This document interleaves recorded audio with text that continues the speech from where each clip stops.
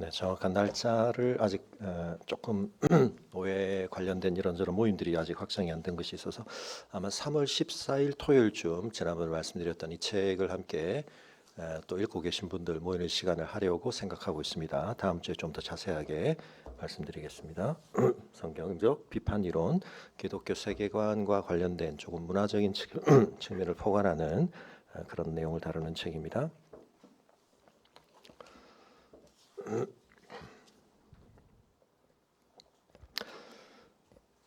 우리의 삶이 어떻게 사라지는 것이 건강하고 건전한 삶이 되는가와 관련해서 유별난 비법이 있을 수도 있지만 우리는 살아가다 보면 좀 상식적인 삶이 굉장히 한편 중요하고 꽤 많은 사람들이 그러나 이 상식적인 어떤 삶을 제대로 실현하지 못해서 꽤 많은 어려움들을 겪는다 그렇게 생각을 하게 됩니다. 지난주에 말씀드렸던 것처럼 상식이라는 것이 영어로는 common sense, 사실은 우리가 가지고 있는 어떤 굉장히 다른 신체적인 조건과 또 기능들의 차이가 있지만 어느 정도 범위에 있어서 우리의 감각의 공통성, 그것이 우리가 함께 합의하고 동의할 수 있는 어떤 공통의 감각을 형성하게 되고 그것에 기반하여 이루어진 어떤 판단과 작용들이 우리의 삶에 상식을 형성하는 중요한 조건이 된다 그렇게 볼 수 있겠습니다. 그리고 그것은 우리가 늘 의식하고 자각하지 못하는 가운데 우리의 삶에 꽤 많이 스며들어와 있고 내재화되어 있고 그래서 우리가 그런 것들을 어떻게 형성했는지 또는 그것이 우리의 삶에 어떻게 작용하는지 이런 것들을 자각하기가 오히려 좀 힘들고 그래서 한편은 나도 모르게 내가 형성하고 있는 어떤 통념들, 습관들 이런 것들의 위력을 우리가 잘 모를 때가 많이 있습니다. 근데 사실 우리가 이제 설 연휴를 맞으면서 우리 어린이 설교에서도 달에 대한 이야기가 잠시 나왔지만 오늘 우리는 사실은 이제 태양력이라고 하는 것을 훨씬 더 중요한 기준으로 우리의 삶의 시간적 흐름을 판단하는 중요한 기준으로 채택하고 있습니다만 그러나 알게 모르게 우리가 태음력적인 영향을 꽤 많이 받고 있습니다. 의식적으로는 우리는 이제 음력이라는 것은 조금 구시대. 그래서 우리가 구정 옛날에 이런 말을 했는데 요즘 이제 구정이라는 말을 안 하죠. 뭔가 좀 부정적으로 들릴 수도 있고 그래서 우리는 설 연휴, 설 이렇게 이제 부르기도 하는데요. 그러나 조금만 생각해 보시면 예전에는 불과 얼마 전까지만 해도 전기가 이렇게 발견이 되고 과학 기술과 문명이 발달하기 전에는 우리의 삶에 훨씬 많은 것을 태양과의 관계에서 생각하기보다는 달과의 관계에서 생각했을 가능성이 많다. 시간의 주기성이라든지 이런 것들이 태양도 물론 뜨는 위치나 고도 이런 것들이 변하고 있지만 그걸 알아채는 것보다는 깜깜한 밤에 환하게 밝혀주는 달의 모습이 바뀌는 것, 이것이 훨씬 우리에게 시간의 주기성을 확인시켜주는 것이 되었을 것이다 생각할 수 있습니다. 보기만 그런 것이 아닙니다. 사실은 이 달이 어떤 의미에서 지구랑 가까이 있으면서 미치는 영향이 굉장히 크다. 많은 영역에서 기후를 결정하거나 지구의 어떤 상태를 결정하는 데서 달이 미치는 영향이 굉장히 큽니다. 그래서 우리가 지금도 태양력을 쓰지만 월, 1월, 2월 달력, 뭐 좀 다 달이 들어가 있죠. 네. 가만가 곰곰이 생각해보면 우리가 다른 이름을 붙여야 되지 않을까? 우리가 태음력을 쓰지 않는데 그러나 스며 있는 것입니다. 우리가 한 달, 두 달 하지 뭐 다른 개념을 따로 붙일 엄두를 내지 않습니다. 너무 그걸 우리가 당연하게 생각하기 때문입니다. 그런데 참 놀라운 것은 이 달과 우리 전사님 말씀하실 때 언급되어진 내용을 조금 보강하면 낮에는 태양이, 밤에는 달이 어떤 의미에서 주관을 하는 듯 보이는 하늘의 가장 높은 곳에 있는 이 천체의 작용이 어떤 점에서 또 긴밀하게 우리의 삶과 연결이 되어 있냐면 지구로부터 달까지의 거리와 지구로부터의 태양까지의 거리가 얼마죠? 차이가 약 400배가 납니다. 그런데 달의 크기와 태양의 크기가 얼마죠? 차이가 약 400배가 납니다.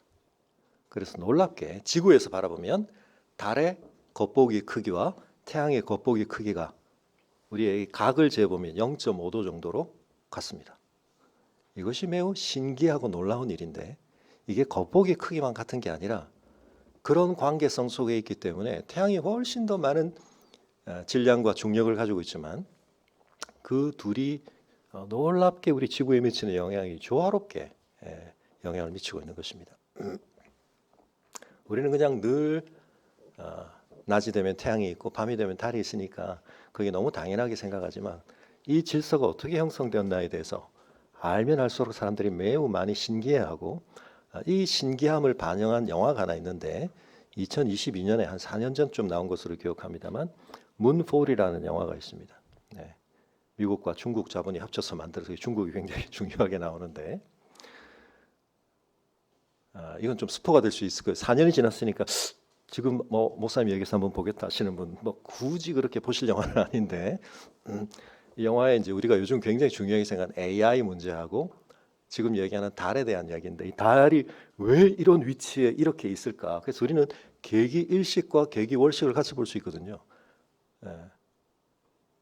계기 일식과 계기 월식이 공존하는 이 놀라운 이 질서. 그래서 거기에 이유가 있다. 그 영화에 이제 그런 게 나옵니다. 말씀은 드리지 않겠습니다. 달이 왜 이런 크기로 이 위치에 있는가? 놀라운 거기에는 비밀이 있는데 그 비밀에 동의하는 건 아닙니다만 그럴 만큼 사실은 이게 우리에게 너무 익숙해서 그렇지 놀랄 만한 일입니다. 이 익숙함 속에 우리에게 많이 영향을 미치고 형성되어 있는 것들에 대해서 우리가 때때로 뜻밖의 어떤 계기들을 통해서 확인하게 되는데 어떤 경우에는 우리의 통념이 굉장히 옳다는 것이 확증되기도 하고 어떤 경우에는 우리의 통념이나 우리가 삶에서 습관적으로 사용하는 어떤 판단의 기준들이 사실은 굉장히 좀 어느 정도의 범위에서만 적용 가능한 작동 가능한 것인데 우리가 너무 그걸 과신하다 보면 문제가 생길 수도 있다. 그런 것들을 깨닫게 되는 것입니다. 이 화면만 틀면 많은 분들이 머리가 아프다고 그러시지만 다시 이제 화면을 좀 띄워주시고 사실 우리에게는 전혀 다른 두 개념 화학의 역사에 있어서 플로지스톤 또는 플로기스톤이라고 발음할 수 있는 산화 연소의 과정은 물질 속에 있던 플로지스톤으로 빠져나온다라고 생각했던 그 생각. 근데 이제 우리는 그렇지 않고 대기 중에 있는 산소가 결합하는 것이다. 산소가 그것에 작용을 하는 것이다. 전혀 다른 이야기인데 둘 다 나름 우리의 삶에 대해서 많은 것들을 형성했는데 상당한 시간 동안 플로지스톤 이론이 우리의 통념을 지배해 왔습니다. 화학의 결정적인 이론이었습니다. 근데 그걸 이제 라바지에가 결정적 실험이라는 걸 통해서 구분하게 되죠. 이 실험을 통과해 보면 이게 맞는지 저게 맞는지를 결판낼 수 있다. 그래서 이런 인위적인 실험 조건 또 세팅을 갖추고 그래서 렌즈를 통해서 태양열을 넣어서 이 칸막이 안에서 일어났을 때 이 안에 있는 공기 중에 산소가 결합하니까 산소의 부피만큼 공기가 줄어들겠죠. 그러면 안에 있는 물이 어떻게 된다? 올라갈 거다. 네, 그걸 이제 실험한 겁니다. 그리고는 달 윗세계와 달 밑의 세계를 나누고 있던 아리스토텔레스 체계에서 달 윗세계는 완전하기 때문에 완전하면 완전한 운동이라는 완전한 운동은 모양과 방식에 있어서 등속 원운동이다. 그런데 가끔은 역행 현상이 보인다. 역행이라는 것은 변하는 것인데 어떻게 된 거지? 나름의 또 설명을 합니다. 두 체계를 가지고 굉장히 복잡한 설명, 간단한 설명. 체계를 바꾸면 설명이 훨씬 간단해지는데 그렇지 않아. 막 에피사이클이라고 하는 주존론을 막 엄청 붙여가지고 설명을 하면 이것도 설명이 되고 이것도 설명이 된다. 아까 이제 플로지스톤 같은 건 저런 실험을 거치고 나서도 또는 심지어 더 정확한 측정이 이루어지면서 질량이 반응 뒤에 늘어난다는 게 발견이 됐는데 뭐라고 그러면 땜질을 하느냐면 플로지스톤은 음의 질량을 가지고 있다. 이렇게 이제 생각을 하는 것입니다. 우리가 통념으로 가지고 있던 게 잘못됐다는 게 확인이 되어도 즉각 그걸 바꾸지 않습니다. 끝까지 그걸 고수해 보려고 떼어보려고 하는 것입니다. 그래서 여러분 우리가 이제 위상 변화를 얘기했는데 달만 위상 변화가 있는 게 아니라 금성이라고 하는 것이 사실은 두 체계에 따라서 다르게 예측이 됩니다. 지구 중심설이 맞다면 금성도 달 위상처럼 변화가 보여야 된다. 그런데 태양 중심설이 맞다면 위상 변화가 나타나야 되고, 지구 중심설이 맞다면 금성은 항상 달로 말하면 초승달 모양만 나타나야 된다. 이게 이제 두 가지 굉장히 달라지는 거죠. 근데 문제는 뭐냐면 금성이 보이는 것을 육안으로 봐서 우리가 그걸 상 변화를 확인하기가 어려웠던 겁니다. 뭐가 발명되고 난 다음에 망원경이 발명되어진 다음에, 그리고 달의 표면도 우리 김세현 전사님이 이제 폰으로 우리가 찍을 수 있지만 그걸 볼 때 달의 표면이 울퉁불퉁하거나 갈릴레오가 이제 그걸 보게 된 겁니다. 자, 화면 좀 닫아주시고요. 자, 이런 얘기를 다시 드리는 이유는 여러분, 제가 2주 전에 체험적으로 경험을 했죠. 아파트 주차장에서 우리의 삶에 익숙해져 있는 어느 정도의 마찰력이 있습니다. 근데 어떤 조건이 추가가 되니까 이게 갑자기 넘어지게 만드는, 안타까운 것은 제가 그 일을 겪고 바로 다음 주에 우리 장로님 중에 제가 성함은 언급하지 않겠습니다. 주차장에서 막혀있는 차를 미시다가 차는 밀리지 않고 바닥이 넘어지셔가지고 이제 좀 다치시는 안타까운 사고.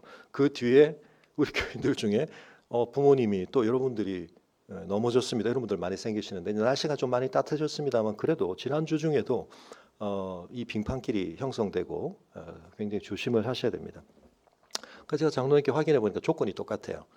저도 그때 봤던 게 아파트 주차장에 제설을 하면서 이 도로에 있던 어떤 그 흰 가루 같은 것들이 바닥에 많이 굉장히 묻어 있었고, 그날 이제 눈이 내리고 온도 변화가 생기면 습기가 차니까 그런 어떤 조건이 같더라고요. 그리고 주차장 바닥이 어떤 에폭신가 요즘 막 그런 걸로 많이 하죠. 이게 청소가 쉽다고 하는데 이게 이제 미끄러질 때 굉장히 문제가 되는데, 이런 특수한 조건이 됐을 때 우리가 그러면 조건이 바뀌었으니까 지금은 마찰력과 관련해서 다른 기준이 적용돼야 될 거야라고 우리가 항상 스위치를 하지를 못하죠. 그러니까 어려움이 생기는 것입니다. 또 한 가지 제가 운전하면서 겪었던 건 여러분에게 좀 나누면, 예전에는 차를 운전할 때, 제가 올해가 또 면허를 딴 지 30년이 되는데 수동으로 면허 시험을 따야 했습니다. 제일 어려운 구간이 언덕입니다. 언덕에 딱 올라서면 클러치를 밟고 기어를 변속하면서 차가 뒤로 미끄러지지 않게 하는 이게 굉장히 중요한 이제 것이었는데, 자동 변속 자동차들이 나온 다음에 이제 그 부담이 없어졌죠. 가끔 렌트를 하게 되면 수동 자동차를 이용해야 될 때 언덕만 나오면 진땀이 막 났었습니다. 근데 자동이 나오고 나서 얼마나 편한지 모릅니다. 자동 변속은 어떤 기본 조건이 세팅되어 있습니까? 드라이브 뒤에다 놓고 일단 있으면 사실은 기본적으로 약간 가게 되어 있습니다. 이게 언덕에서 밀리지 않게 해주는 굉장히 좋은 조건이 되죠. 자, 근데 제가 최근에 경험한 것 중에 하나, 렌트를 해서 우리 제주도에서 큰 차를 몰게 되니까 요즘 오토홀더라는 기능이 있습니다. 차량에. 이 오토홀더라는 기능이 한편 편한 건, 옛날에는 신호등에 이럴 때 정지를 하게 되면 브레이크를 계속 밟고 있어야 되는데 오토홀더 기능이 있으면 정확하게 브레이크를 밟고 정지가 된 다음에는 브레이크에서 밟을 때도 차가 멈춰 있습니다. 예전에 어떤 위험이 있었냐면 너무 졸릴 때 가끔 브레이크를 밟고 있다가 저도 모르게 발이 떨어져서 차가 가고 있는 경우, 이런 이제 위험들이 있었는데요. 어떤 경계 조건에서 이 기능이 문제가 될 수 있다는 걸 제가 깨달았냐면, 언덕이었는데 브레이크를 제가 다 밟지 않았는데도 언덕이기 때문에 놀랍게 차가 멈추는 듯한 순간이 있을 수 있죠. 이해가 되시나요? 그 순간에 저는 오토홀드가 작동된다고 생각하고 브레이크를 뗐는데 차가 어떻게 될까요? 그 상태가 되면 오토홀드가 작동되는 조건이 안 됐는데 뒤로 밀리는 겁니다. 이해가 되시나요? 여러분 뭐 그럴 일이 전혀 없으시겠. 이거 하나 잘 기억해 두셔야 되겠다. 제가 오토홀드의 위험이 그럴 수 있구나. 명심하십시오. 네. 언덕에서 어느 특수한 조건이 되면 브레이크를 다 밟지 않았는데 사실은 차가 멈춘 듯 보이는데 거기서 브레이크 때문에 차가 뒤로 밀리는데 오토홀드 이제 가만히 있으면 뒷차 꽝 받게 됩니다. 이해가 되셨죠? 경고를 드렸습니다. 네. 자, 이런 제가 일상의 설명들을 좀 드리는 이유, 그리고 제가 이제 또 다치고 나니까 사실은 뭐 제가 자랑하는 것처럼 들릴 수도 있지만 저에게 굉장히 감사했던 조건 중에 하나가 복식 호흡이 이렇게 유익하다는 걸 제가 다시 한번 깨닫는 특수한 상황이 생긴 거죠. 제가 늘 말씀, 복식 호흡은 여기를 너무 들썩거리지 말고 여기가 움직일 수 있도록 횡격막이 내려오는 호흡이라고 말씀드렸는데 갈비뼈 부위를 다치고 나니까 그날은 정말 숨 쉬는 것이 너무 고통스러웠습니다. 그래서 제가 다행히 복식호흡을 굉장히 잘 연습을 해뒀기 때문에 여기를 최대한 고정시키고 호흡을 할 수 있었기 때문에 그 밤을 견뎠지, 안 그러면 너무너무 그게 숨 쉬는 것 때문에 너무 힘들고 고통스럽겠구나. 지금 제가 말씀드린 것들은 굉장히 좀 특수한 상황들입니다. 내 삶에서 그런 일이 안 생기면 그만이지. 근데 여러분, 이걸 조금만 바꾸면 아까 말씀드렸던 결정적 실험이라는 것은 인위적으로 플로지스톤 믿고 살면 어떻고, 지구에 그냥 계속 우리가 살 건데 지구 중심성을 믿고 살면 어때? 큰 문제는 없습니다. 그러나 그게 어떤 제약을 결국 가져다 주게 됩니다. 그러면 결국 우리가 더 이상의 우주 여행은 할 수 없습니다. 더 이상의 화학적인 발전을 할 수 없습니다. 계속 벽에 막히고 갇힐 것입니다. 여러분, 한편 우리가 통념을 쓴다는 것, 어떤 습관에 된 우리의 인지와 어떤 기준을 계속 적용한다는 것이 우리에게 유용한 면이 있습니다. 그때마다 기준을 바꿀 필요 없이 살게 되기 때문에. 그런데 여러분, 우리의 공통 감각이라는 것은 제약이 있죠. 우리의 어떤 통념이라는 것은 모든 상황에 적용되는 것이 아니라 어떤 평범하다라고 하는 사실은 굉장히 한편은 또 그것이 모두에게 보장되지 않는 조건 속에서 늘 그냥 우리가 그 모드로 살면 된다. 굉장히 편한 겁니다, 한편. 그런데 여러분, 지금 동계올림픽 보고 계시지만 저는 그런 생각을 가끔 합니다. 기록을 판단할 때마다 여러분, 몇십 년 전, 100년 전에 같은 메달을 받을 사람들이 지금 이제 메달 색깔이 달라집니다. 왜요? 우리가 훨씬 시간을 쪼개어서 판단할 수 있는 기구를 만들었기 때문에. 우리의 공통 감각으로 보면, 육안으로 보면 구분이 불가능합니다. 김상견 선수 금메달이었죠. 네, 금메달 딸 때도 보니까 다른 나라 선수인데 스노보드 거의 같이 돌았어요. 그러면 잠시 멈추고 초고속 카메라로 찍어서 정말 차이 안 나는 걸 분간해냅니다. 어제도 황대현 2위로 들어왔는데 공동 2위예요. 0.00 소수점 셋째 자리까지 숫자가 같은 겁니다. 사진 판독을 했는데 더 이상 불가능. 그런데 여러분, 나중에 몇십 년 뒤가 되면 이제 그것도 아마 구별해낼 겁니다.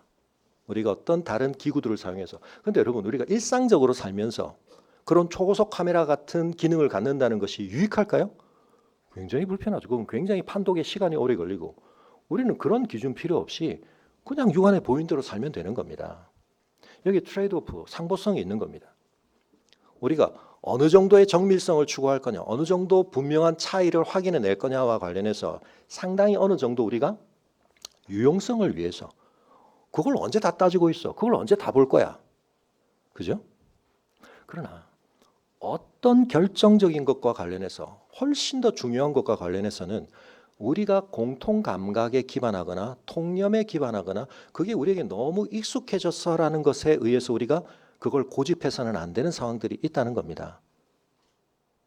이해가 되시죠? 여러분, 그 점과 관련해서 오늘 본문 속에서 우리가 너무나 신앙적으로 익숙하게 사용하는 어떤 표현과 관련하여 좀 의문이 드셔야 됩니다. 제가 성경을 읽으시면서 의문을 자꾸 좀 가지시는 것이 유익하다고 말씀드리는 이유는, 안 그러면 내가 끼고 있는 렌즈를 가지고 그냥 그 렌즈의 필터를 통해서 계속 보는 겁니다. 그러면 새로울 게 없습니다. 보던 거 계속 보는 겁니다. 어떤 다른 정보가 들어오지만 내 필터를 거치는 순간 내 통념 안에, 내 습관 안에 이미 형성되는 것만 계속 재확인이 됩니다. 이렇게 되면 안 된다는 겁니다. 그래서 아노말리, 과학혁명의 구조에서 토마스 쿤이 강조하는 것처럼 내 통념을 좀 깨는 어떤 것들이 확인될 때 주의를 해야 되는 겁니다. 그것도 중요하게 고려를 해야 되는 겁니다. 많은 것들을 지금 근대역학을 완성한 뉴턴의 역학으로 여전히 다 풀 수 있습니다. 다만 미시적인 세계에 들어가서 훨씬 더 어떤 중요한 것들을 우리가 딸 때 양자역학이 이제 들어가야 됩니다. 빛의 속도에 가깝거나 굉장히 중요한 어떤 큰 중력의 문제를 다룰 때는 이제 상대성 이론을 따져야 되는 겁니다. 그런데 여러분, 이런 점과 관련하여서 우리가 신앙에 있어서 은혜라는 말을 굉장히 우리가 빈번하게 쓰다 보니까 이 은혜라는 말을 쓰는 데서 사용되어지는 용례가 성경이 은혜를 정의하는 방식과는 큰 관계없이 우리 안에 통념으로 자리 잡고 그게 우리를 굉장히 지배하고 있다는 겁니다. 자, 은혜 받았다. 여러분에게 어떤 상황들이, 어떤 그림들이 떠오른지를 한번 생각해 보시기 바랍니다. 저분 은혜 받았어. 나 은혜 받았잖아. 뭔가요, 여러분? 거기 어떤 컨텐츠, 내용들이 거기에 함의되어 있다고 생각하십니까?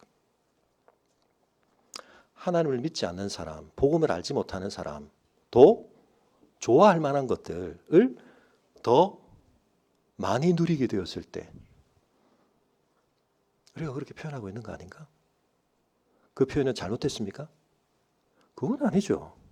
구약에서 하나님께서도 우리가 이 세상에서 하나님을 알지 못하는 사람들도 좋아할 만한 것들, 기대할 만한 것들을 더 풍성하게 누리고 더 온전하게 누리는 것을 통하여 하나님의 은혜를 드러내게 하십니다. 잘못된 건 아닙니다. 다만 거기서 형성된 정의가 하나님의 은혜를 본질적으로 우리가 판단하는 데 있어서 계속 써도 되는 것이냐? 아닐 수 있다는 겁니다. 그래서 성경은 때때로 그런 부분들을 우리에게 굉장히 중요하게 부각시키고 있습니다. 창세기를 매듭지면서 등장했던 요셉이라고 하는 가장 바람직하고 가장 이상적으로 그려지는 인생이 왜 그렇게 기구합니까? 그가 받은 비전은 영광스러운 것인데 왜 그의 인생의 실제의 궤적은 추락에 추락을 거듭하는 겁니까? 왜 옳은 일을 행했는데 억울한 일을 당하는 겁니까? 부당한 일을 당하는 겁니까? 여러분 어떻게 생각하시나요? 요셉은 예외. 편하죠. 내 통념을 계속 유지할 수 있습니다. 욥은요? 욥기가 얼마나 깁니까? 지루하고도 너무나 우리에게 끔찍할 정도로. 시편을 우리가 봤습니다. 시편에 왜 그렇게 탄식이 많나요? 복잡한 거 싫고 저는 그냥 은혜는 제가 그냥 정의하고 있는 정의대로 갈 테니까 그 개념을 바꿀 생각하지 마십시오. 여러분 마음속에 혹시 그런 생각이 드신다면 죄송하지만 여러분은 텔레토비 신앙을 벗어날 수가 없습니다. 맨날 그대로입니다.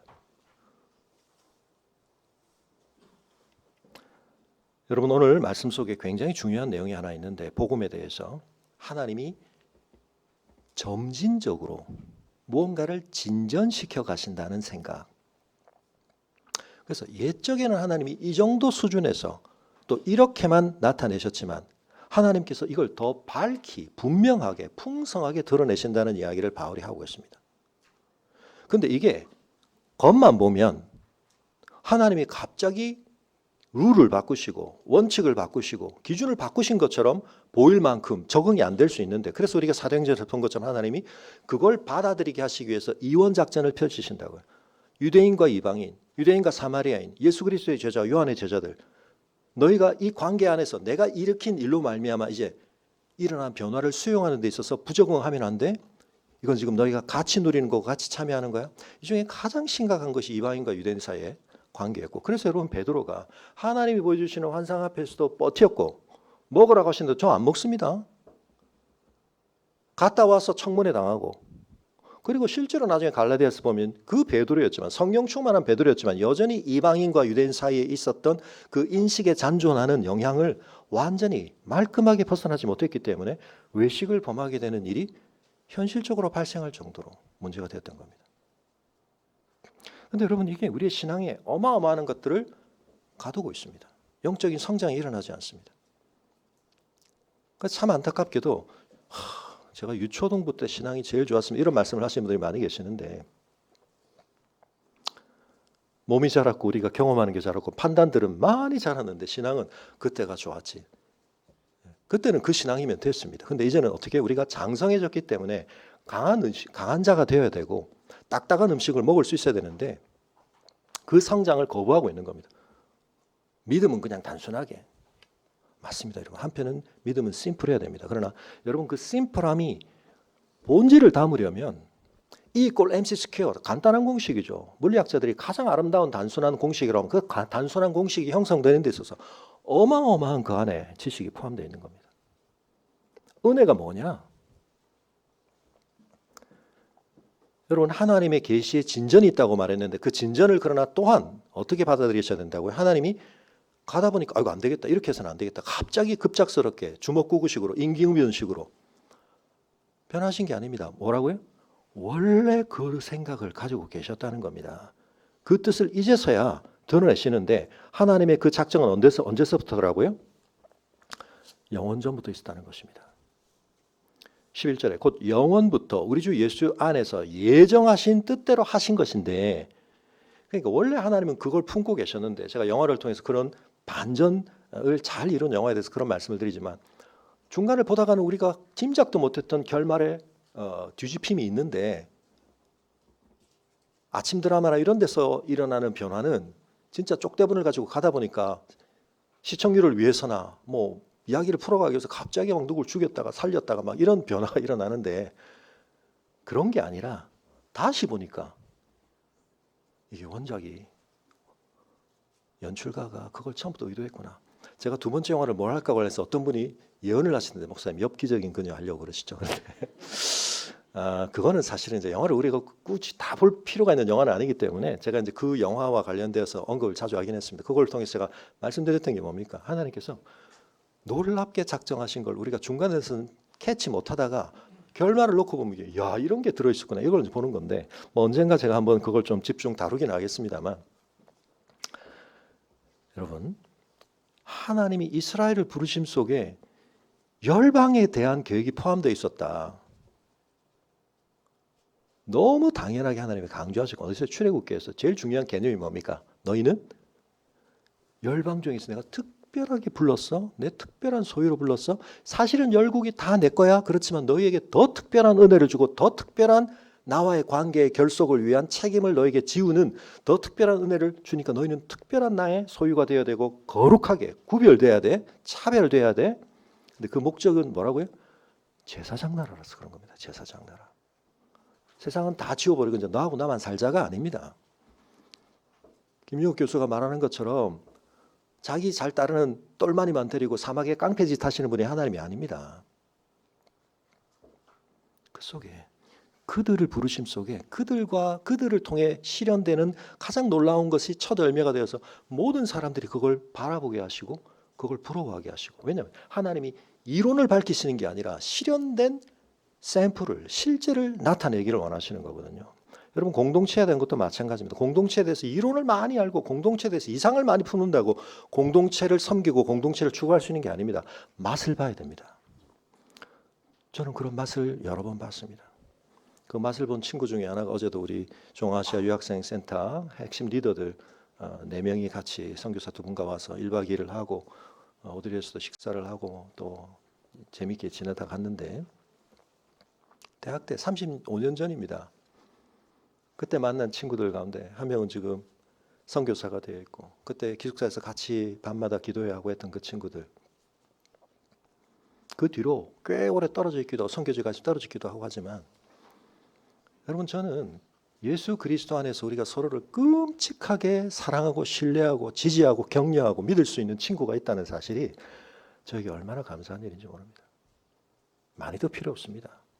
다윗에게 요나단이면 됐던 것처럼 여러분 그런 진짜 공동체를, 진짜 복음 안에 있는 관계를 한 번만 경험하면 사실은 그것에 반하는 사례들이 많죠. 그러나 그거 견딜 수 있습니다. 그게 완벽한 경험은 아니었지만 그 안에서도 많은 여러 가지 갈등과 어려움들이 있었지만 복음 안에서 우리가 어떤 관계를 누릴 수 있는가 맛을 보면 여러분 그걸 잊지 못합니다. 그리고 더 엄청난 것을 대망할 수 있게 됩니다. 하나님이 그런 모델을 이스라엘 안에서 만들기 원하신 겁니다. 물론 구약만 놓고 보면 하나님이 완전히 실패하십니다. 그러나 하나님은 포기하지 않으시고 예수 그리스도 안에서 그 이스라엘을 다시 새 이스라엘로 부르시죠. 그리고 교회를 빚어내셨습니다. 그래서 여러분 교회가 어떤 모습을 나타냅니까? 막스가 꿈꿨던 그 이상, 그건 여러분 인간의 도덕성이나 인간의 어떤 이성적 판단으로 실현되는 게 아닙니다. 성령께서 복음을 통해서 그리스도의 십자가 안에서 자기가 죽고 그리스도가 주신 새 생명을 가진 사람들이 서로를 그렇게 바라볼 때 내 것을 내 것이라 여기지 않고 누가 강제하거나 시스템 속에서 누가 억압해서가 아니라 자발적으로 내어주고 그런 공동체가 생기는 겁니다. 그래서 우리가 캠프 갈 때마다 그걸 한번 아주 미약하지만 한번 고백하고 맛보는 겁니다. 근데 여러분, 은혜 받았어. 은혜라는 말 속에 내가 연결시키는 건 그 개념이 너무 고정되어 있어서 요셉 날리고 욥 날리고 심지어 누구도 날려야 됩니까? 그러면 예수님도 날려버려야 됩니다. 예수님 안에 무슨 은혜가 있습니까? 내 복음을 믿는 겁니다. 내 복음을. 성경이 말하는 복음이 아닙니다. 여러분, 이런 구원 역사의 진전이 있는데 하나님은 어떠시다고요? 왜 하나님 구약에는 이렇게 하시다가 이스라엘만 예뻐하시는 것처럼 보이다가 아니라고요. 그 안에 이미 하나님은 말씀하셨고 아브라함을 부르실 때부터 너는 만민이 누릴 복의 근원이 되고 통로가 되는 거지. 너 혼자 복을 독식하고 독점하고 너는 특별한 나의 혜택을 받았기 때문에 다른 사람들과 차별화된 너만 누리는 복을 영구적으로 독차지하게 될까? 아니라고요. 이 하나님의 깊은 의도와 진심을 제대로 읽지 못하고 가니까 이스라엘이 지금까지 저러고 있는 겁니다. 교회도 마찬가지입니다. 교회가 오늘날 여전히 그럴 수 있습니다. 하나님은 내 하나님이야. 그럼 세상 사람들이 야, 네가 믿는 하나님 너만 잘 믿고 너만 천국 가라. 네가 가는 천국 나는 별 관심 없다. 물론 우리가 하나님 안에서 누리는 은혜를 세상 사람들이 자기 수준에서 다 동의하고 좋아할 만한 것으로만 환원시켜서도 안 되죠. 그렇지만 그런 면에 있어서 분명하게 야, 저건 너무 좋은 건데 어떻게 저게 가능하지? 어떻게 저게 실현되지? 그 비밀이 뭘까? 적어도 진지하게 그런 관심을 가질 수 있도록 하는 차별성은 나타나야 돼. 그 차별성이 배탈을 하는 것이 아니라 배제를 하는 것이 아니라 오히려 하나님은 그 과정적인 배제를 통하여 그들이 들어오도록 그 안으로 침투해 들어오도록 역삼투압이 일어나도록 하나님은 하시는 겁니다. 여러분, 이전과 관련해서 그래서 지난주에 제가 잠깐 말씀드릴 걸 시간 때문에 넘어온 것 다시 한번 확인만 시켜드리는데 사도행전에서 나타나는 이 성령의 역할과 관련해서 잘못된 공식 만들어내는 것 제일 대표적인 논리 중에 하나가 예수님의 제자들을 봐라. 제자들이 결국은 언제 진짜 제자답게 되었느냐, 그리스도인답게 되었느냐, 오순절 성령 강림보다 한편 맞습니다. 그런데 여러분 여기서 잊지 마셔야 될 것은 성경을 해석하는 원리, 구속사적인 성경에서 하나님의 구원 역사의 진전성을 생각할 때 어떻게 된다고요? 예수님의 제자들은 한편은 우리의 본이 됩니다. 굉장히 중요한 본이죠. 그렇지만 그들은 한편 우리와 분명히 다른 어떤 위치, 상태가 있습니다. 뭐죠? 전체로서의 하나님의 구원 역사가 진전되어 성취가는 가는 데 있어서의 중요한 분수령과 그들의 개인적 삶이 겹쳐져 있었습니다. 이게 우리랑 다른 점입니다. 제가 어떻게 비유로 자주 말씀드렸나요? 주민등록증과 관련해서 제가 비닐로 된 주민등록증을 받았었습니다. 근데 이게 전체 시스템상 갱신이 됩니다. 플라스틱으로 되고 뭐 다른 요즘은 뭐 훨씬 더 많은 기능이 들어갔지만 그래서 모든 사람이 그 기간에는 이전의 주민등록증을 갱신해야 했습니다. 이해가 되시나요?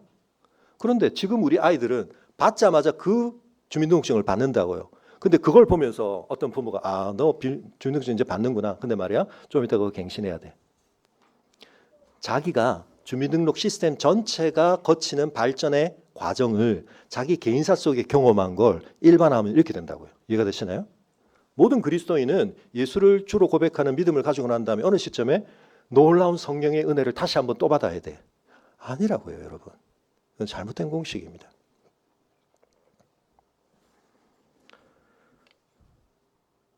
그래서 그때 제가 말씀드렸죠. 수학의 정석에 치환과 관련해서 변수는 치환하면 호랑이는 죽으면 가족을 남기고 변수는 치환하면 변역을 남긴다. 제가 자주 말씀드렸잖아요. x, 스몰 x 4승 플러스 스몰 y 4승은 16 이렇게 됐어요. 함수가 이게 4차 함수는 우리가 그리기가 좀 어렵기 때문에 어떻게 바꿉니까? 스몰 x 제곱은 라지 x로 스몰 y 제곱은 라지 y로 그러면 식이 어떻게 라지 x 제곱 플러스 라지 y 제곱은 16 그러면 라지 x 라지 y의 좌표축으로 그리면 이게 뭐죠? 원점을 중심으로 한 반지름 4의 모양이 나오죠. 라고 하면 틀린다고요. 왜요? 그건 x에 대해서 제곱을 라지 x라고 했기 때문에 라지 x의 변역의 조건이 추가가 돼야 된다. 뭐죠? 0 이상. 마이너스는 x제곱 안에 들어가는 순간, 그래서 그렇게 그림을 그려놓고 1, 4분면과 좌표축에 있는 것만 그려야 맞습니다.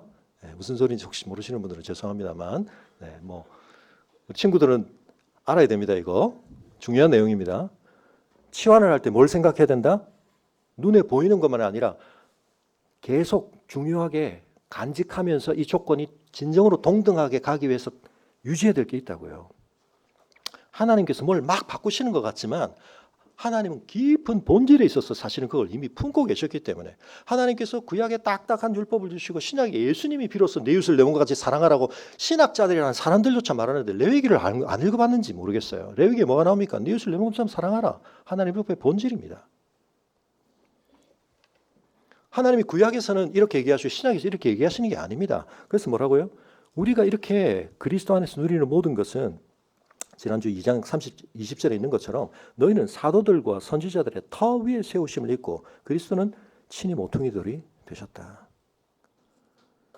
오늘 5절에 이제 그의 거룩한 사도들과 선지자들에게 성령으로 나타내신 것 같이 다른 세대, 그 전 세대를 말하는 겁니다. 에서는 사람의 아들들에게 알리지 않으셨지만 알려지지 않았고 알리지 않으셨다고 해서, 왜냐하면 그게 무르익어야 할 게 있거든요. 그게 진정으로 실현되기 위해서 선취되어야 하는 게 있거든요.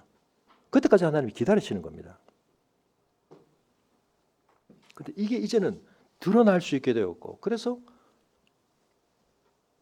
바벨탑을 쌓을 때는 언어의 혼잡을 통해 인류의 연대를 약화시키셨지만 이제는 우리가 소통에 있어서 막힘이 없이 이 본질을 모두가 알고 전해야 하는 상황이 된 것입니다.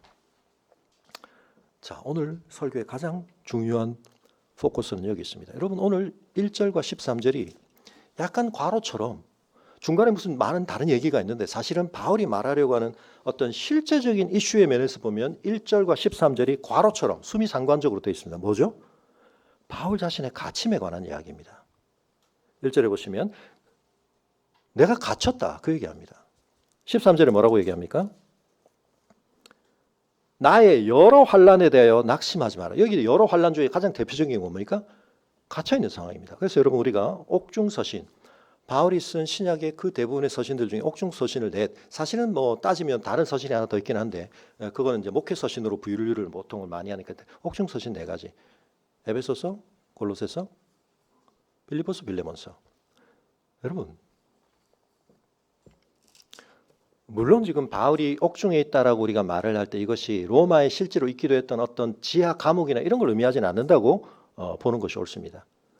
사실은 그런 감옥은 훨씬 더 열악합니다만 아마도 지금은 바울이 로마의 가택연금 상황이라고 봅니다. 그리고 이것은 사도행전이 끝날 때 바울이 보였던 모습의 연장선에 있다. 그래서 아마 로마에서의 1차 투옥일 거라고 생각을 합니다. 그러나 여러분, 가택연금이라고 해서 불편함이 없는 게 아니죠. 어떤 의미에서 그것은 여러 가지 측면에서 바울에게 제약을 가하는 것입니다. 활동을 제약하는 것입니다. 사람들과의 접촉을 제약하는 것입니다. 많은 사람을 만나서 복음을 전해야 되는 사람인데 그걸 못하게 막는 겁니다. 영향을 미칠 수 없게 막는 겁니다. 그리고 이동의 제한을 둘 뿐만 아니라, 여러분, 사람이 이런 어떤 제한성 속에 있게 되면 위축감이 생기게 됩니다. 무기력에 빠질 수도 있습니다. 그리고 더 중요한 것은 여러분, 이런 가택연금 상황 속에 있다가 오늘날처럼 법원이 이 판결을 어느 시점까지 어떻게 진행할 거라는 것을 알려주지 않습니다. 이 판결이 언제 내려진다 모릅니다. 어느 날 갑자기 사형 이럴 수도 있는 겁니다. 불확실성 속에 있는 겁니다. 그래서 다른 옥중서신에 보면 그런 내용들이 반영되기도 하죠. 가택연금이라고 해서 여러분 느슨한 상황이 있다고 볼 수는 없습니다. 로마 군인들의 밀착 감시 속에 있는 겁니다. 제한 속에 있는 겁니다. 자, 다시 처음에 질문으로, 이게 지금 은혜스러운 상황입니까? 바울이 은혜 받고 있는 겁니까? 이 사람을 통해서 하나님의 은혜가 흘러갈 수 있겠습니까? 그러려면 하나님이 적어도 이 문제 해결해 주시고, 아니 원천적으로 이런 상황이 발생하지 않게 하시고 하셨어야죠. 바울이 뭘 잘못했나? 바울이 뭔가 문제가 있나? 그거 바로잡기 전에 하나님이 이런 상황을 안 풀어주시나? 많은 사람들이 실제로 그런 생각을 했을 겁니다. 어떤 의미에서 오늘 이 본문은 실질적으로 사람들이 많이 품었을 수 있고 바울에게 제기했을 수 있고 바울에게도 간접적이지만 전해져 왔을 수 있는 그런 성도들의 인식에 대해서 바로잡으며, 근데 다만 이게 바울의 많은 서신서 속에 나타나는 자신의 권위에 대해서, 사도직에 대해서 도전하거나 비난하는 사람들에 대해서 방어할 때 바울이 좀 어떻게 보면 자기 체면 때문에 변명을 하는 것이 아닌가 오해하실 수 있는데, 그게 아니고 바울은 자신이 전하는 복음을 변증하기 위해서, 복음에 대한 그들의 판단과 신뢰를 유지하기 위해서 이런 말들을 하는 겁니다. 그래서 오늘 본문의 내용이 사실은 이 이슈에 대한 답의 성격을 가지는데 굉장히 엄청난 얘기를 합니다. 자칫 잘못 보면 아니 핑계를 뭐 이렇게 거창하게 돼 그냥. 자기 현실에 대해서 이렇게 그냥 직면을 하고 못 받아들이나? 아닙니다, 여러분.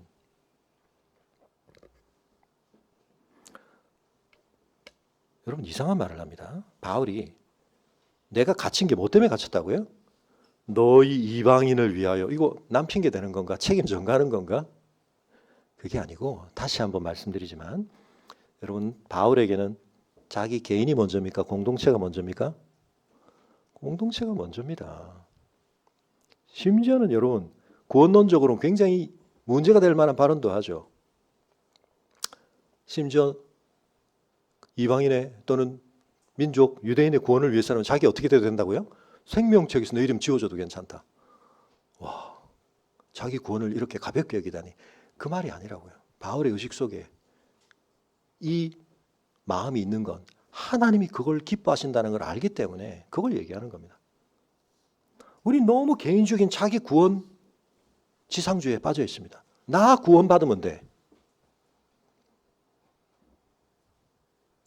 하나님이 우리를 구원하시는 하나님의 빅픽처 속에, 큰 그림 속에 하나님은 우리를 구원하시는 겁니다. 당신의 백성을 구원하시는 거고 당신의 나라를 창출하시는 겁니다.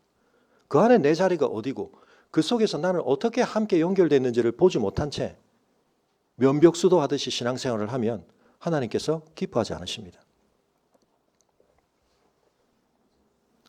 너희를 위해서 나는 갇혔다. 물론 그 앞에 그리스도 예수의 일 때문에 이기는 하지만 그 일을 감당하는데 너희 이방을 위하여 내가 갇혔다. 근데 여러분 2절이 또 이상합니다. 너희를 위하여. 지금 1절과 2절에 똑같이 너희를 위하여입니다. 근데 뒤에 앞에서는 갇혔다고 그랬고 2절에 뭐라고 그랬습니까? 내게 주신 하나님의 그 은혜의 경륜을 너희가 들었을 터이라. 하나님께서 너희를 위해서 나한테 은혜의 경륜을 주셨다는 겁니다. 자, 여러분 여기서 충돌이 일어나야 됩니다. 우리가 알고 있는 은혜의 통념으로 이게 이상하게 여겨져야 됩니다. 너희를 위하여 같은 내용이죠. 하나님이 은혜 주셨다는데 앞에는 뭐가 있다고요? 갇혔다는 게 있다고요. 어떻게 해석하실 겁니까? 모든 갇힘은 하나님의 은혜구나. 그 말은 아니죠. 다만 하나님이 은혜를 주시고 경륜을 이루어 가시는데 우리가 통념적으로 생각할 때는 은혜와 완전히 달라 보이는 갇힘의 상태가 하나님께는 과정으로 허락될 수가 있다. 그래서 자신은 육신으로는 갇혔지만 그러나 빌립보에서는 그 얘기를 더 하죠. 오히려 그게 복음의 진보를 이룬다라고 말하기까지 하고, 지금은 여기서 뭘 얘기합니까? 로마가 자신을 죄수로 가두고 있는 이 조건이, 이 조치가, 이 권세의 발휘가 내가 부여받은 바 사명을 감당하는 데 있어서 아무런 제약이 되지 않는다. 내가 이 갇혔다는 사실 때문에 내가 사도인데 내가 이 사람들이 날 어떻게 볼까? 이런 자의식적인 쪼그라들매 그가 빠지지 않았다는 뜻입니다. 그러니까 너희도 그렇게 생각하지 마. 나를 위로한답시고 나를 생각해 준답시고 말은 못하지만 바울이 어쩌다가 그런 생각하지 마. 하나님의 은혜의 경륜이 이루어져 가는 데 있어서는 이것도 충분히 동원 가능한 과정이고, 핵심은 그 하나님의 은혜의 경륜이 이것을 통해서 제약받지 않아. 때로는 심지어 이것이 훨씬 더 중요한 조건이 되기도 해. 여러분 역사적으로도 일반적으로도 여러분 마틴 루터가 성경 번역을 언제 합니까? 그 바쁜 사역의 과정에 자기를 죽이겠다고 하는 세력들을 피해서 위장해가지고 바르트브루크 성에 갇혀 있으면서 숨어 있으면서 거기서 번역 완성합니다. 뉴턴이 여러분 유럽에 전염병이 돌 때 그때 어떻게 보면 우리 코로나 기간에 할 게 없어가지고 갇혀 있으면서 엄청난 작업들을 하죠. 존 버년 마찬가지입니다, 여러분. 감옥에 있습니다. 사람들이 그런 제약 조건 속에서 어떤 사람들은 뭔가 해야 될 걸 꽉 갖고 있다가 사실은 못 하고 있다가 그 제약 조건 속에서 그걸 훨씬 많이 해내는 사람들도 있습니다. 근데 이건 비교할 수가 없는 것입니다. 하나님의 은혜의 경륜은 우리가 세상적으로 말했을 때, 통념적으로 말했을 때 좋은 조건이다 아니다에 의해서 좌우되지 않는다. 로마 황제가 부여한 나의 활동을 제약하고 내가 해야 할 일들에 대해서 거기에 브레이크를 걸려고 했던 일이 하나님의 은혜의 경륜을 막을 수 없다. 여러분이 아시는 은혜는 이런 은혜입니까? 여러분, 갇혀 있습니다. 갇혀 있다는 것은 차단되어 있고 막혀 있는 거죠. 근데 여러분 3절은 또 뭘 얘기합니까? 계시로 내게 비밀을 알게 하신 것은, 계시는 뭐죠? 드러내는 겁니다. 막혔고 갇혔고 제약이 있는데 하나님의 계시는 그 바울에게 훨씬 더 풍부하게 놀랍게 주어지는 겁니다. 열려 있는 겁니다. 계시의 문이. 여러분이 가택연금 상황에 있으면 얼마나 많은 것들이 물자적으로도 제약이 있겠죠. 누리는 삶이 아닙니다. 최소한의 삶을 수고할 수밖에 없습니다. 근데 그는 지금 뭘 얘기합니까? 자신이 이 복음을 위하여 그의 능력에 역사하는 대로 내게 주신 하나님의 은혜의 선물을 따라 하나님의 은혜의 선물을 자신은 누리고 자신이 일꾼이 되었기 때문에 8절에 모든 성도 중에 지극히 작은 자보다 더 작은 나에게, 여러분에게서 바울이 지금 자아식 광이 아니라는 걸 볼 수 있죠.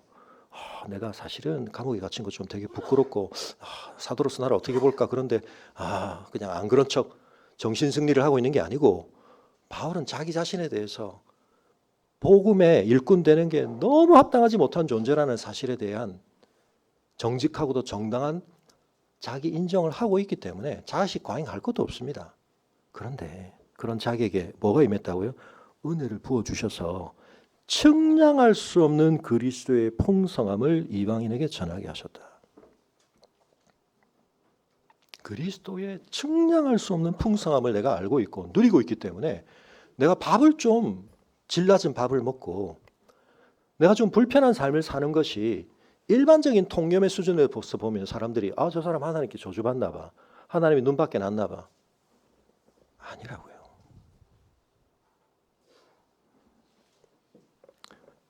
반대도 마찬가지입니다. 여러분, 우리가 더 많은 세상적 관점에서의 권한과 자원과 자유를 가지고 있다고 해서 내가 하나님께 그냥 의뢰받은 것이라고 생각하면 큰일 납니다. 청교도들은 그래서 매우 청렴하려고 하고 욕심부리려고 하지 않고 근면성실하면서 하나님이 주시는 어떤 것에 대하여 그걸 하나님의 복으로 인정하려고 하는 태도를 가지고 있었던 겁니다.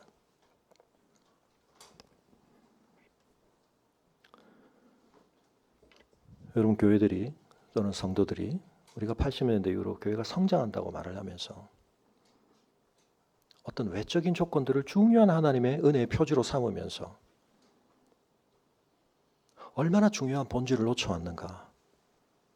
그럼 여기서 바울이 지금 말하고 있는 이 기준들이 적용될 때 사실은 우리에게 통념적으로 우리가 늘 이런 상태만을 추구해야 되거나 이런 조건 속에서만 하나님의 은혜를 확인할 수 있다는 뜻은 아닙니다. 그러나 어떨 때는 이 결정적 실험을 통과해야만 우리가 통념으로 쓰고 있는 은혜의 개념이 왜곡되지 않고 빈곤하지 않고 하나님의 본질에 충실하는 것이구나를 확인할 수 있기 때문에 때로 우리 삶에 하나님이 우리에게 고난도 주시고 역경도 주시고 갇힘도 주시고 막힘도 주시고 다침도 주시는 겁니다. 그 속에서 뭘 하라? 본질을 붙잡아라. 세상의 흐름과 풍조에 휩쓸리지 말고 마음을 새롭게 함으로 변화를 받아 하나님의 선하시고 기뻐하시고 온전하신 뜻이 무엇인지를 분별해야 돼. 바울은 그걸 하고 있는 겁니다. 다음 주에 이어서 조금 더 우리 가겠습니다만 다시 한번 바울이 너희를 위하여 여러분, 바울에게 공동체가 먼저입니다. 그는 갇혔지만 제약이 있지만 그 속에서 그는 놀랍게 계시의 비밀을 알게 되고 그리스도의 풍성함을 오히려 전하게 되고 그의 사역엔 제약이 없었습니다. 여러분, 이 은혜에 대해서 사실은 우리가 살펴볼 많은 구절들이 있지만 다음 주에 우리가 좀 더 생각을 하기로 하고요. 여러분, 오늘 마지막으로 한 가지 생각할 것은 10절에 있는 이 내용, 충격적인 내용입니다.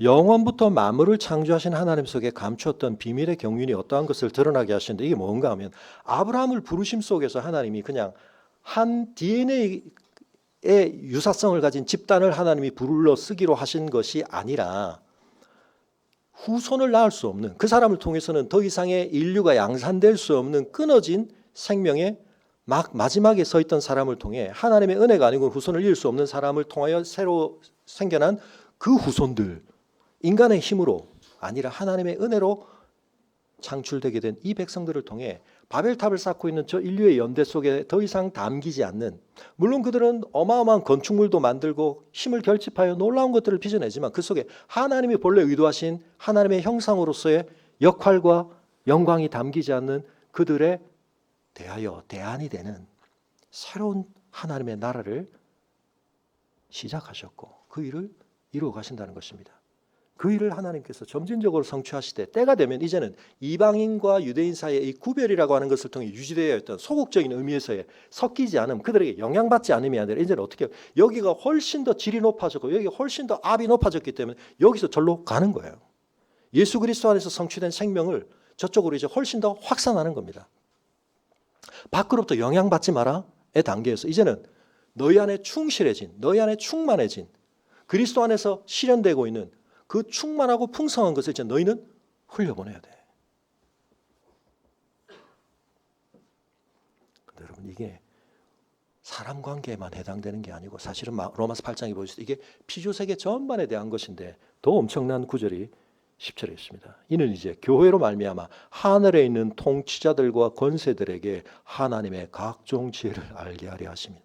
여러분, 교회가 얼마나 엄청난 공동체인지 아셔야 됩니다. 뭐 세상이 좀 외롭고 힘든데 뭐 다른 동호회 모임도 많고 사람들 모임이 있지만 그래도 뭐 저희 가면 사람들이 좀 더 착하겠지, 뭐 좀 더 서로 잘해주겠지. 착각이죠. 네. 교회 안에서 우리가 훨씬 더 어려움 많이 겪을 수 있습니다. 더 서로에게 기대도 크고 더 자주 접하기 때문에. 근데 우리가 여러분, 이 현상의 연약함과 부족함 때문에 교회를 포기할 수 없는 이유는 뭐냐면 하나님이 여기 어마어마한 걸 두셨기 때문이거든. 이 교회를 통해 하나님 누구를 교육하신다고요? 하늘에 있는 통치자들과 권세들, 영의 세력, 물론 그들이 배후에 있으며 이 세상에 작동되고 있는 권세자들도 배제는 아닙니다만 여긴 천사도 포함됩니다. 여러분, 천사가 재교육을 받는데 누굴 통해 받습니까?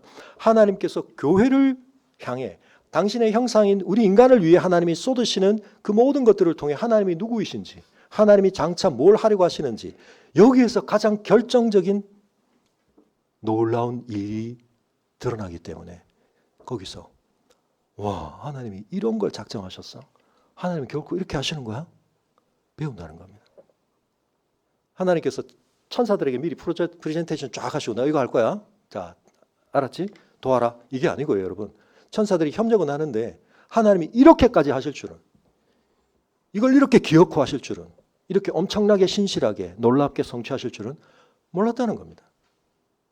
그래서 교회 안에 이루어지는 일을 보고 우리는 뭘 볼 수 있습니까? 희미하지만 연약하지만 하나님이 이 온 세상을 어떻게 새롭게 빚으실 것인가가 이 교회 안에서 새 사람들이 출현하고 우리의 관계가 원수되었던 관계가 막힌 담으로 멀어졌던 관계가 그리스도의 보혈이 빚어내는 서로를 용납하고 하나 되고 섬기고 세워가는 관계가 됨을 통하여서 온 세상이 그렇게 되겠구나. 온 세상에 분열과 갈등과 충돌과 어그러짐과 무질서가 가득했는데 하나님이 그 세상을 빛과 혼돈을, 공허를, 어둠을 빛과 그리고 충만으로 만드셨던 것처럼 세상을 그렇게 만드실 거구나. 우리가 한 사람으로서도 그걸 보여줘야 되고 우리의 관계를 통해 그걸 보여줘야 됩니다. 여러분, 교회에 왔다는 것은 우리에게 엄청난 축복인과 동시에 엄청난 사명입니다. 우리가 지금 여기서 하고 있는 일이 그냥 뭐 일주일에 한 번씩 밥도 먹고 뭐 서로 챙겨주고 그런 일 정도가 아닙니다. 온 세상에서 실현될 하나님의 구원의 역사의 청사진이 여기서 희미하지만 완전하진 않지만 반짝반짝하는 겁니다.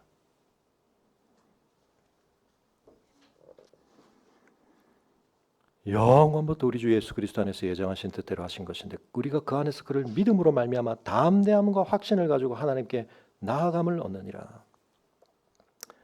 그 일이 일어나고 있고 다시 그래서 돌아옵니다. 그러므로 너에게 구한다. 너희를 위한 나의 여러 환난에 대하여 낙심하지 말라. 낙심의 이야기가 전해져 오있다는 뜻입니다. 이는 너희의 영광이다. 나의 영광이 아니고 내가 영광스러운 것은 너희와 함께 누리는 영광이기 때문에 내가 지금 비참해져 있다고 생각하지 마. 로마가 가두고 있는 사람 속에서 로마를 뛰어넘는 만왕의 왕이신 하나님의 경륜은 변함없이 이루어져 가고 있고 나는 그 정체성에 확고하게 붙들려 있기 때문에 나는 영광을 누리고 있어. 부모된 여러분, 자녀들에게 어떤 영광을 제시하시거나 심어주기 원하십니까? 제가 말씀드렸지만 제가 아버님 돌아가실 때 마지막으로 찾아뵙고 아버님 귀에다 대고 제가 드렸던 말씀, 아버님 평생 말씀을 드려도 그걸 못 지우신다는 걸 제가 알았기 때문에 좀 재정적으로 경제적으로 좀 넉넉하게 지내지 못한 정도가 좀 고생을 많이 한 것에 대해서 아버님이 가장으로서 책임감을 느끼시고 미안해하시고,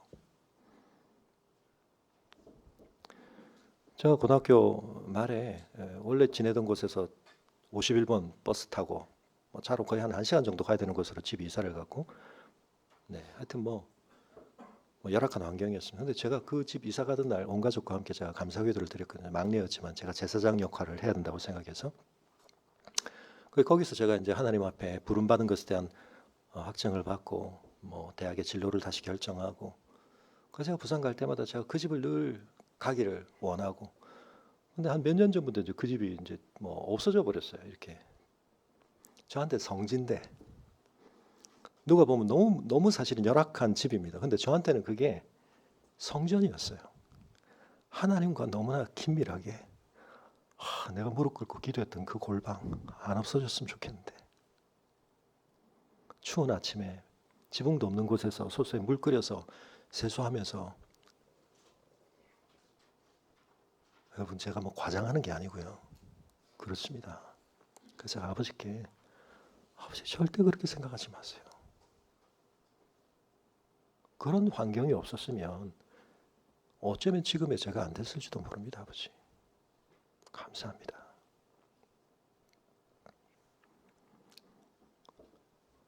자녀들이 세상에서 조금 덜 불편하게 살아야지.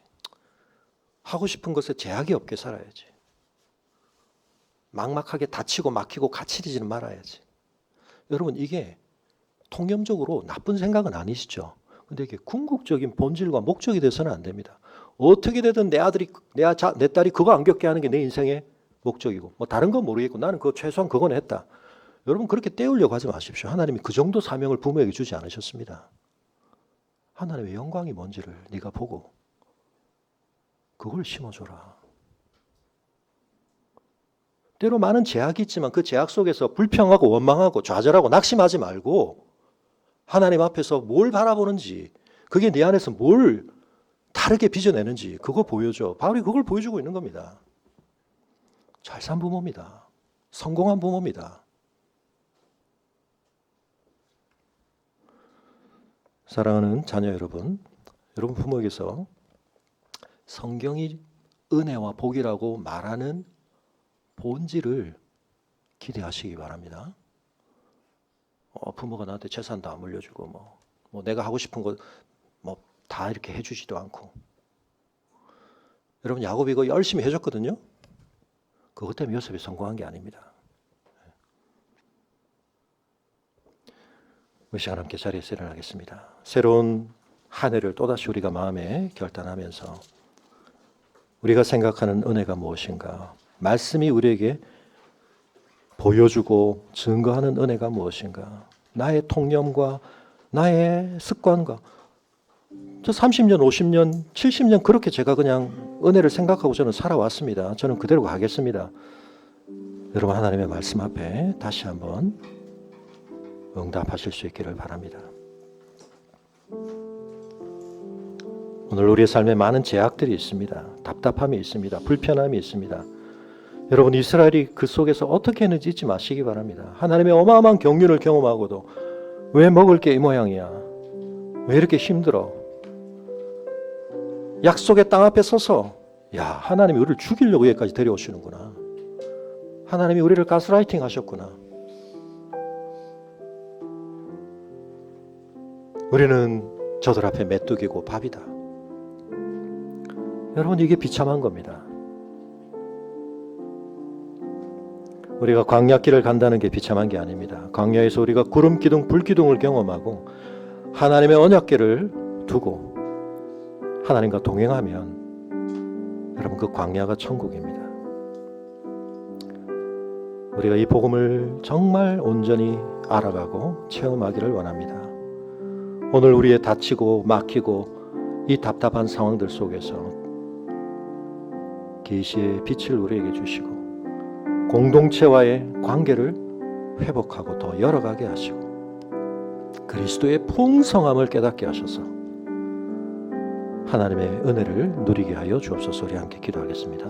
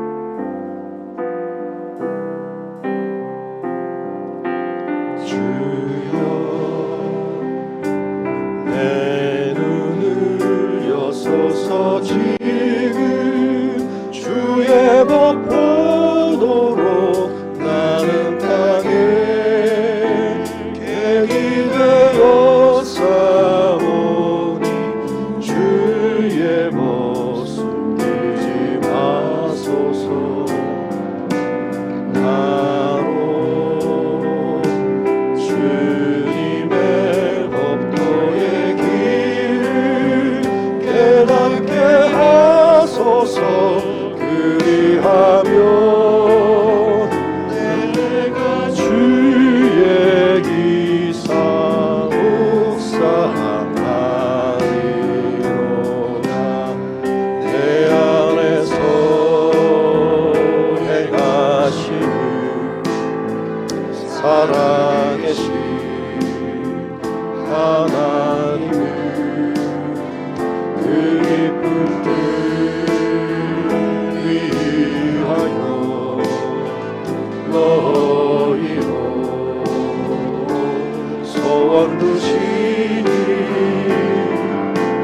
먼저 주님의 나라와 그의 의를 구하라. 그리하면 이 모든 것을 내게 더욱더 풍성히 주리라. 내가 여호와의 의를 따라 감사함이로라. 높으신